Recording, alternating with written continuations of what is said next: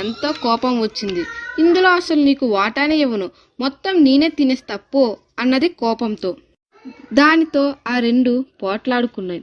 ఆ గొడవ అంతా ఒక గుంటనక్క చెట్టు చాటు నుండి గమనిస్తుంది.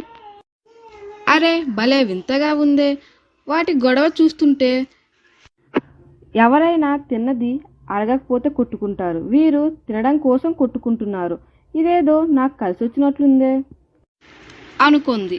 అసలే వాటికి వృద్ధాప్యం, ఆకలి అలమటించిపోతున్నాయి, ఎక్కువసేపు గొడవ పెట్టుకోలేవని దానికి అర్థమైంది.